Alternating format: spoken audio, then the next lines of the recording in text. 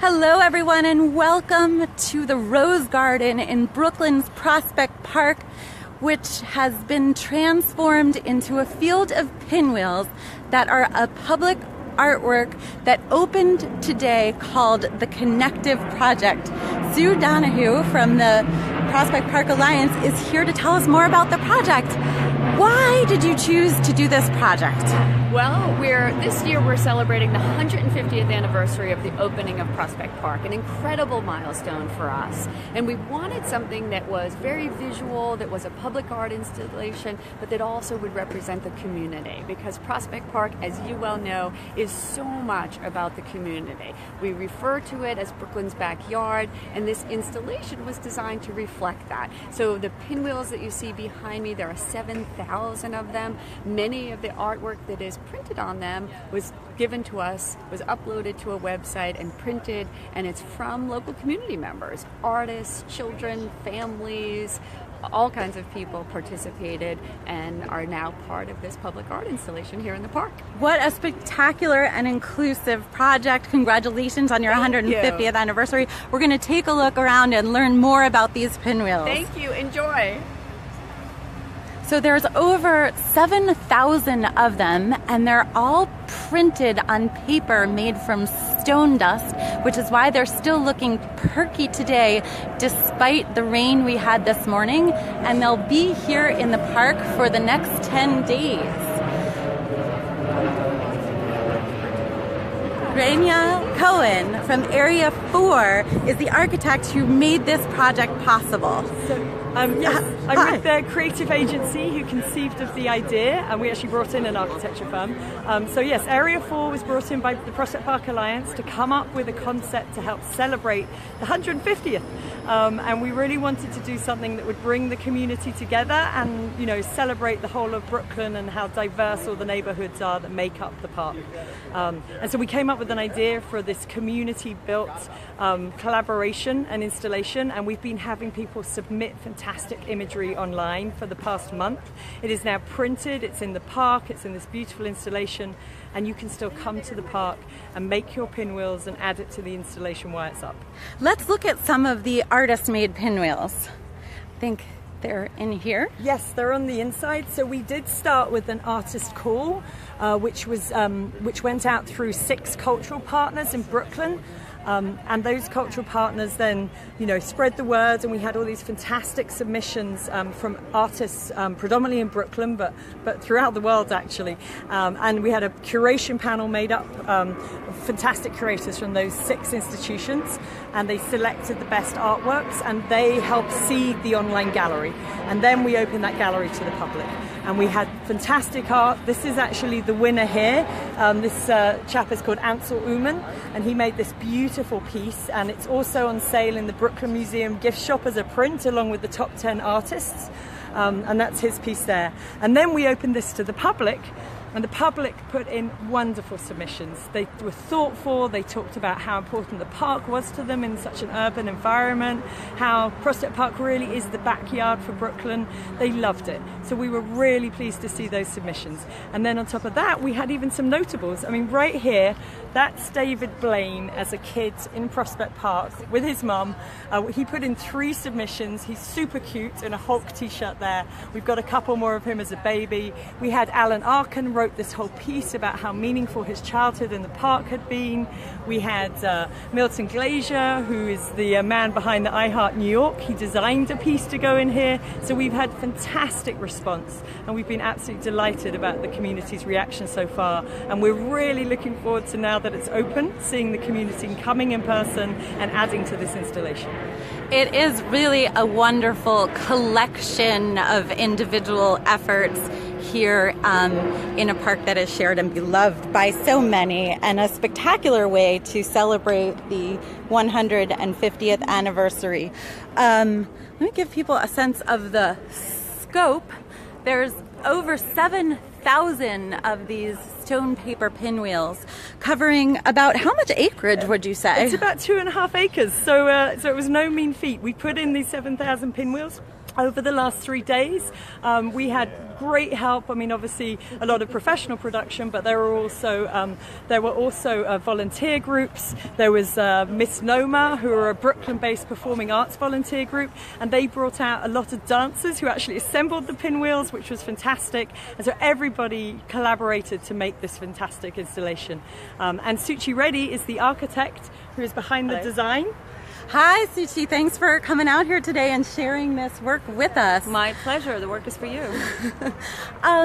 Could you maybe explain why, as we walk through, why this particular location inside Prospect Park, we're sort of at the north end of the park, was chosen?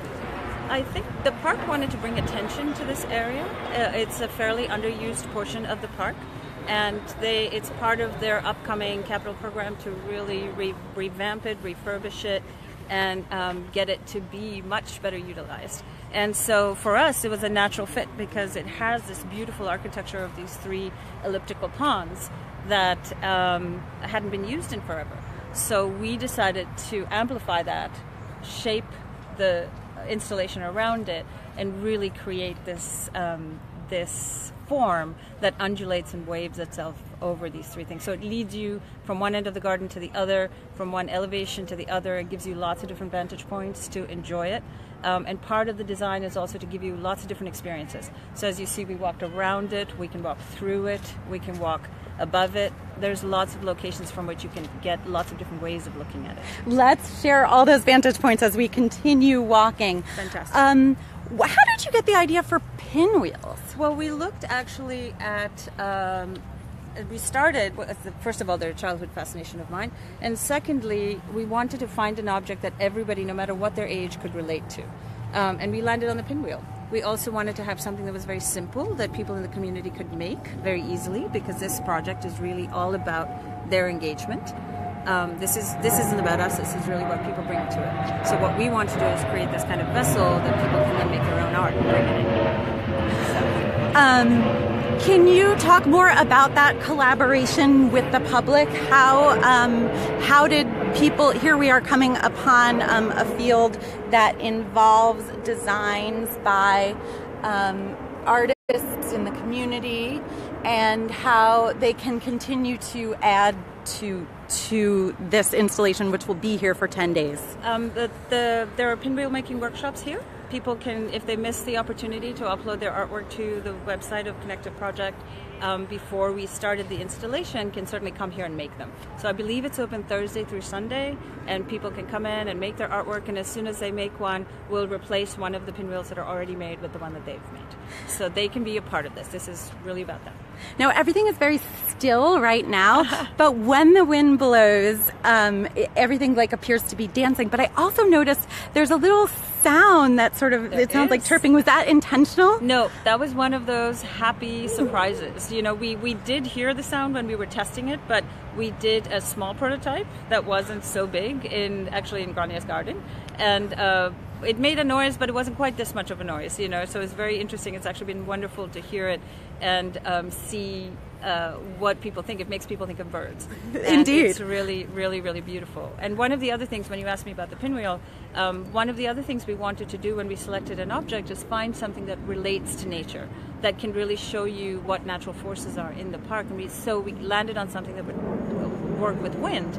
And it's actually been absolutely wonderful to see.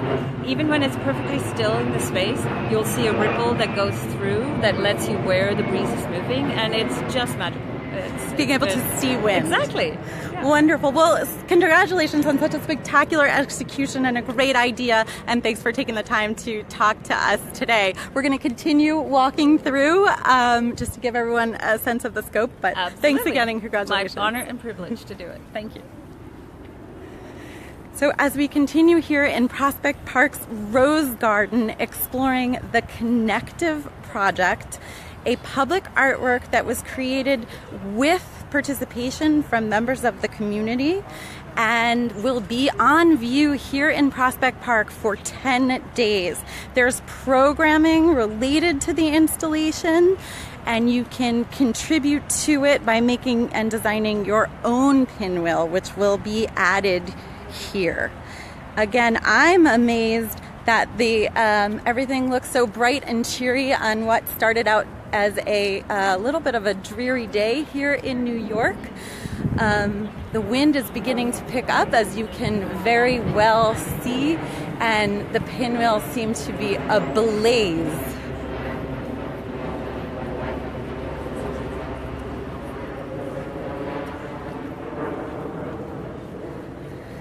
This location in the park, the Rose Garden, was chosen because it's one of the areas that the Prospect Park Alliance has yet to address as part of their capital plan to restore the park to its designers, Olmsted and Vaux's original vision for the park.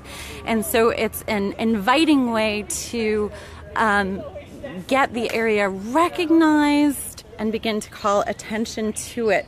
These existing sort of fountain areas do need attention, and they will begin to get it after the installation closes in the next week. If you want to find out more about it, you can go to prospectpark.org and search for the Connective Project.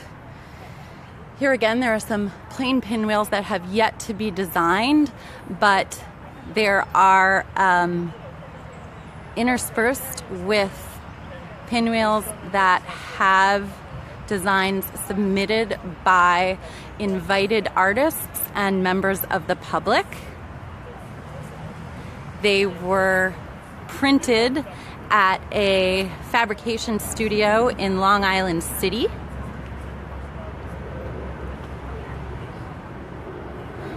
Thanks, DNA Info, for sharing.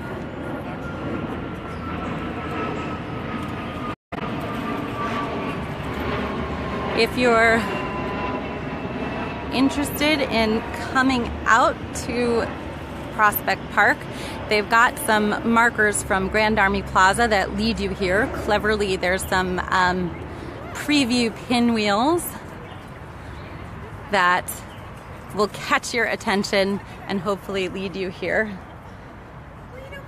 Again, the installation covers a few acres of this section of the park and is comprised of over 7,000 pinwheels.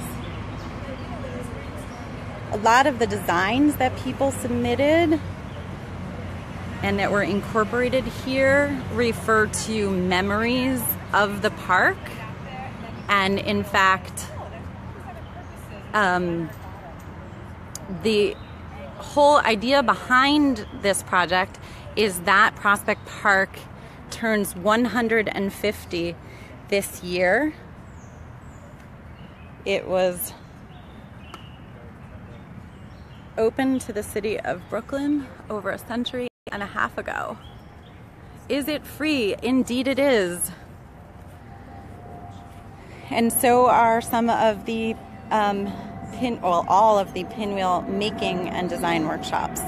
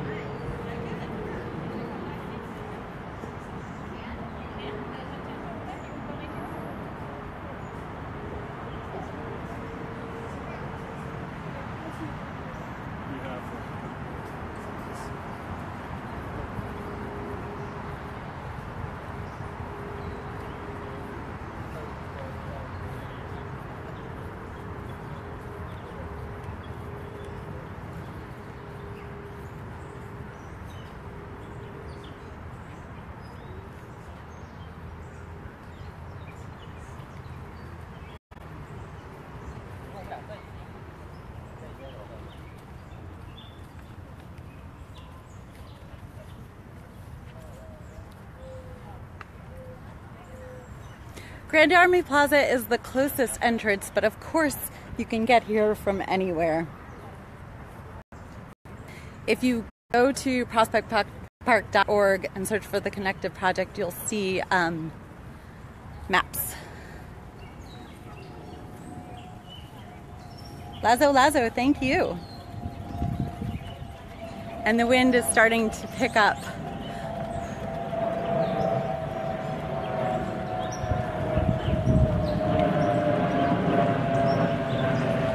The wind itself is a delightful reprise from today's humid weather, and added to the effect of the spinning pinwheels, it's quite glorious. It's also interesting to see exactly where the pinwheels are spinning and where they're not.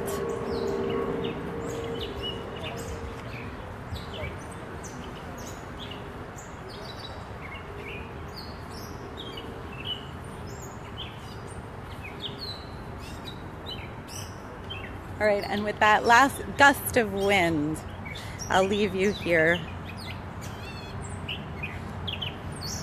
I'm Adrienne Sass, so glad that you could join me in Prospect Park today for the opening of the Connective Project, which will be on view here in the Rose Garden for the next 10 days. I'll see you in the park.